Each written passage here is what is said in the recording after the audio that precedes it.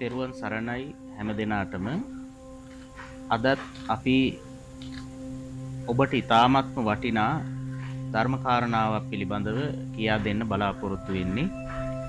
අද සමාජයේ බොහෝ දෙනාට නැති නමුත් අත්‍යවශ්‍යයෙන්ම අපි විසින් සිද්ධ කරගන්න ඕන, අපි තුල පවත්වා ගන්න ඕන කාරණාවක් පිළිබඳව තමයි අද අපි කියා දෙන්න බලාපොරොත්තු වෙන්නේ.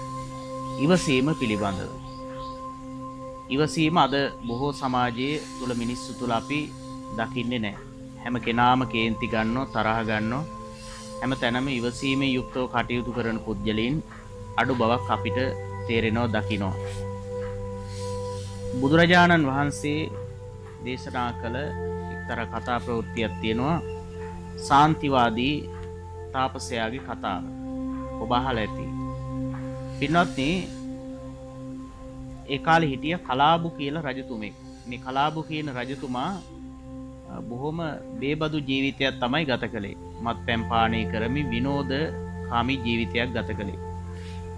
ඉතින් මේ රජතුමා රජපුටුවට ආවම සමහර විට එතුමා ගන්න බොහෝ තීරණ බුද්ධිමත්ව ගන්න තීරණ නෙවෙයි, තමන් මත්පැන් පානය කරලා ඉන්න අවස්ථාවලදී ගත්ත තීරණ. දවසක් මේ කලාබු රජතුමා තමන්ගේ ඉන්න බිසෝවරුත් එක්ක උයන් කෙලියට ගිහිල්ලා වනයේට ගිහිල්ලා නොයෙකුත් විනෝද කටයුතු වල නිරත වෙමින් හිටියා.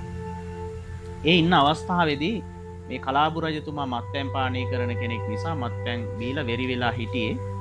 ඉතින් ඒ වෙලාවේදී කලාබු රජතුමාට මේ එක කාන්තාවකගේ උකුලෙම නිින්ද ගියා. උකුලෙම නිින්ද ගියාට පස්සේ ටික වෙලාවක් යනකොට මේ අනිත් කාන්තාව ටික කල්පනා කළා, දැන් රජතුමාට නිින්ද ගියා, අපි ටිකක් මේ වටපිටාවේ ඇවිදලා එමු කියලා කැලේට ගිහිල්ලා ඇවිදින්න ගියා.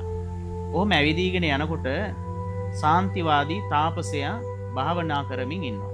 මේ එක්තරා ආත්මයක, ඒ කියන්නේ අපේ බුදුරජාණන් වහන්සේ එක ආත්මයක මේ සාන්තිවාදී තාපසයා වශයෙන් ඉන්න කාලෙදී. එහෙම ඉන්නකොට මේ කාන්තාවන් පිරිස මේ සාන්තිවාදී තාපසයා ළඟට ගිහිල්ලා බණ ඇහුවා. ඒ වෙලාවේදී ඉවසීම ගැන මේ සාන්තිවාදී තාපසයා මේ කාන්තාවන්ට කියලා දුන්නා. ඔහොම ඉන්නකොට අර උකුලේ නිදාගෙන ඉන්න කාන්තාව කල්පනා කළා, මේ රජතුමා මගේ උකුලේ නිදී, අනිත් අය ඔක්කොම යන්න ගියා. මේ කාන්තාවට තරහ හිතිලා උකුල ටිකක් ඊට මේට පද්දලා රජතුමාව ඇහැරෙව්වා. රජතුමා ඇහැරවල බලනකොට රජතුමා ඇහුවා, කෝ මේ අනිත් අය කියලා. ඒ වෙලාවේදී කිව්වා, ඔබතුමාට කිසිම ආදරයක් නැහැ, මේ බොරුවට තමයි ආදරේ පෙන්වන්නේ.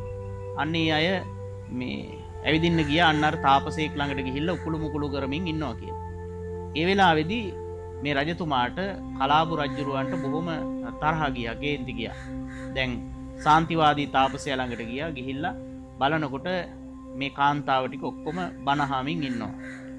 ඒ වෙලාවේදී මේ තාපසයාව අරගෙන ඇවිල්ලා ඇදගෙන ඇවිල්ලා කලාබු රජුරු ඇහුවා, තමුසේ ඉවසීම පුරුදු කරනවා නේද වගේ ඇහුවා. ඒ වෙලාවේදී ඔව් කියලා කිව්වා. ඊට පස්සේ වදකේන්ටි කිව්වා මේ තාපසයාට කස පහර 1000ක් ගහන්න කියලා.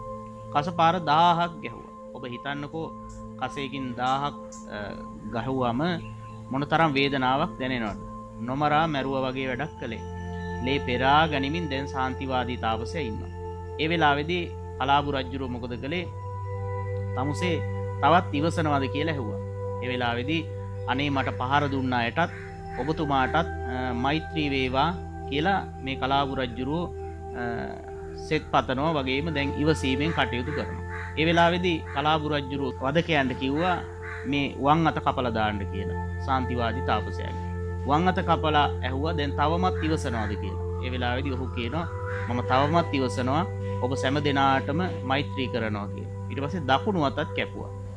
ඉන් පස්සේ ඇහුවාමත් එහෙමමයි කියන්නේ. ඊට පස්සේ කකුලත් කැපුවා. කකුලත් කපලා ඇහුවා, තමුසේ තවමත් ඉවසනවද කියලා. ඒ වෙලාවේදීත් සාන්තිවාදී තාපසයා කියනවා, මම ඔබලා හැම දෙනාටත් මේ වදකයන්ටත් මෛත්‍රී පතුරවනවා කියලා කිව්වා. ඊට පස්සේ දකුණු කකුලත් කැපුවා. දැන් මරණාසන්න වින්නේ අත් දෙකත් කපලා, කසපහරවල් 1000ක් ගහලා, කකුල් දෙකත් කපලා වෙන් කරලා මරණාසන්න වෙන්න මේ සාන්තිවාදී තාපසයාගෙන් කලාබු රජුරෝ දැන් පපුවට කකුල තියලා අහනවා, මෙච්චර වෙලත් තමුසේ දැන් ඉවසනවද මෛත්‍රී කරනවද කියලා. ඒ වෙලාවේ ශාන්තිවාදී තාපසයා කියනවා මම ඔබ හැම දෙනාටම මෛත්‍රී කරනවා.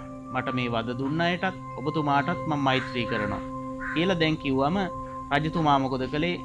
උලක් අරගෙන මේ සාන්තිවාදී තාපසයාගේ පපුවට ඇනලා මරණයට පත් කළා.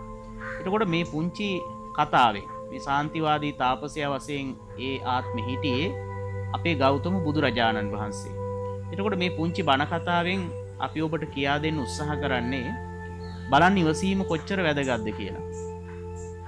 තමන්ට කසපහර 1000ක් ගහලා තමන්ගේ අතක් වෙන් කරා, ඊළඟට අනිත් අත වෙන් කළා, කකුල් දෙකම වෙන් කළා. ඒ වෙලාවෙත් අහන වෙලාවේදී කිව්වේ මම හැම දිනාටම මෛත්‍රී කරනවා කියලා. එතකොට සාමාන්‍ය අද ඔබ හිතන්න පුළුවන් අනේ හාමුදුරුවනේ කෙනෙක් ගහලා යනකම් ඉවසගෙන ඉන්න පුළුවන්ද කියලා. කෙනෙක් බැනලා යනකම් ඉවසගෙන ඉන්න පුළුවන්ද කියලා ඔබට හිතෙන්න පුළුවන්. නමුත් අපි බුදුහාමුදුරුවන්ගේ ධර්මය දන්නවනම්, අපි මේ සංසාර ගමන පිළිබඳව අවබෝධයෙන් කටයුතු කරනවා නම් අපිට කරන්න තියෙන දේ තමයි ඒක.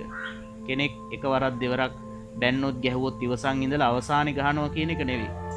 ඉවසන එක අවසාන සීමාව පයින්නවා කියන එක නෙවෙයි.